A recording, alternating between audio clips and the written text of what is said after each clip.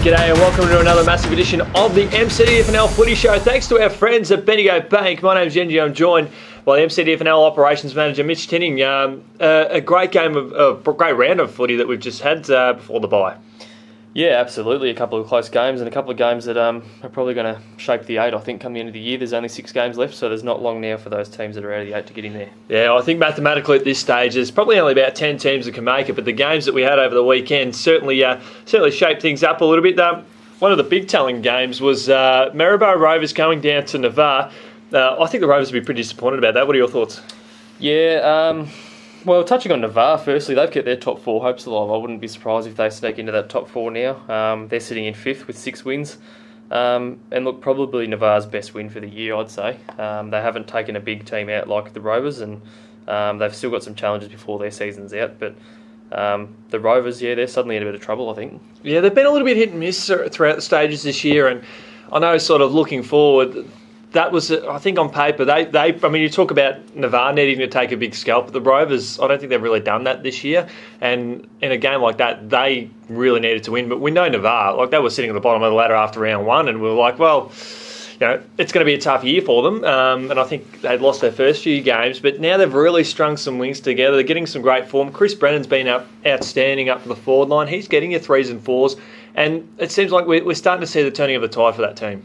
Yeah, they've really hit their strides. I think they're one of a number of clubs sitting in 6th to 9th now on equal points. So every win for them is going to count, given their slow start, and they've got Carisbrooke after the bye, so that's going to be a tough game for them. But I wouldn't count out top 4 for Navarre just yet. Yeah, they are looking really, really good, given that they are the champs of the last 5 years, playing in those grand finals. A game that really has shaken up the top 8. Lexington going down to Maldon taking a scalp that really could upset the apple cart a bit.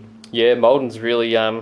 look, we picked them. I think we said Maldon were going to... They're an improved outfit, and it doesn't shock me at all that they got up against Lexington. But, Lexington's hopes for finals could be in danger now. They're sitting in 10th.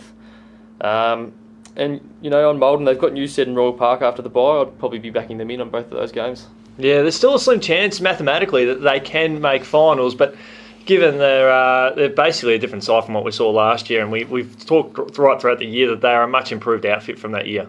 Yeah, and they've recently, as we said last week, they've got a new president on board. They've got a new coach, or a new coaching team there. So obviously a few things going well for them now. They're obviously getting the results, and they've got an interesting few games ahead. So definitely, and that game on the weekend was an absolute cracker. I think there was only a few points separating the sides at half time, and then the Bombers kicked up a few notches, and away they went. Newstead going down to Royal Park.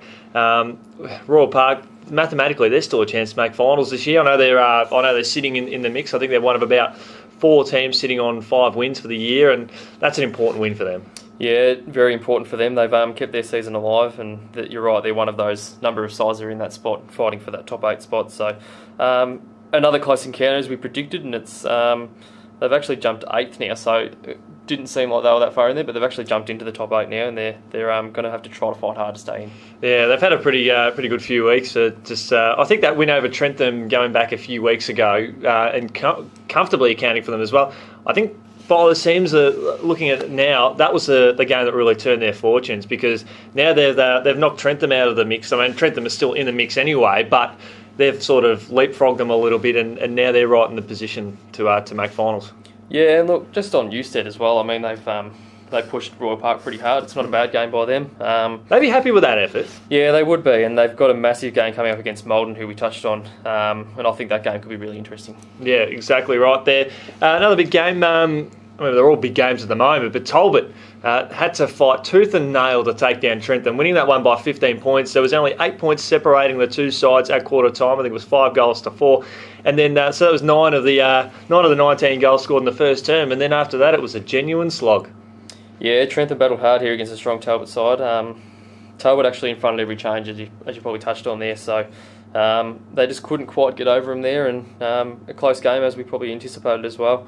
Trentham, they're in that 6th to 9th bracket, fighting for their place in the 8. They've got Creek and Denali after the bye, so expect a couple of big wins there and a healthy percentage boost, which is what they need. They'd be feeling pretty good in that, being in that position. I know Talbot, they've been getting the wins on the board in recent weeks. Some might say, it's as long as you get the 4 points, it's handy, but they haven't been as convincing as what they were at the start of the season. I know they had a big loss probably 3 or 4 weeks ago, and they've had to climb back from that. So it's been a bit tough for them. But I think probably now looking forward, they need to start winning games and winning them with a little bit more conviction if they are to challenge the top 2 sides in the comp.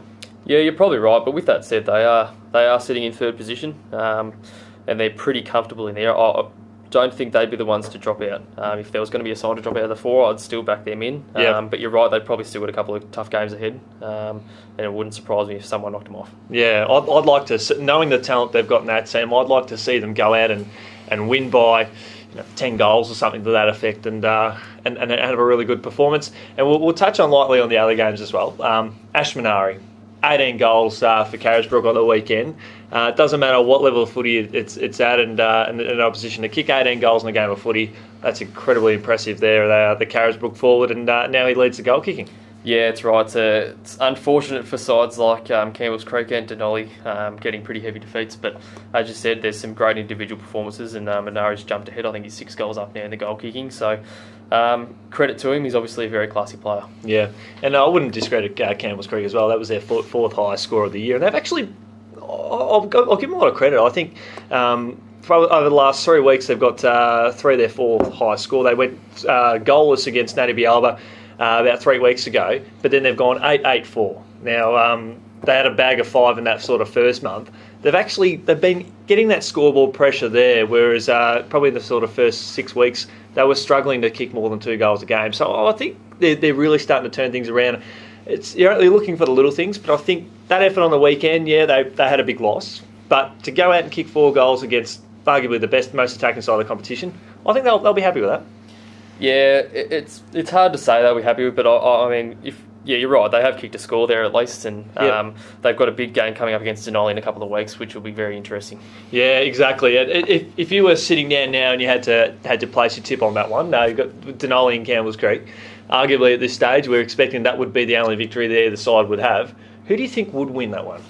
It's tough to say. Look, I think at the start of the year I probably would have backed in Denali. Yeah. But I think Campbell's Creek have actually impressed me a little bit the last few weeks. I think they'll probably get the job done. Yeah, exactly. And we got to be positive about that. I think you're right. There is quite a few positives out of that the scenario that we can look at. But certainly a lot of exciting things still to take place. I know, mate, you are looking forward to just catching up on a few things this week without no competition. I know school holidays, it plays out well in this competition, doesn't it? Yeah, that's right. And I think all the clubs will be in the same boat. They'll be putting their feet up, getting a well-needed rest, and looking forward to the last 6 games as we head into the finals. Yeah, exactly. Well, there'll be still more action to come between now and when we kick off our round 11 games after this weekend.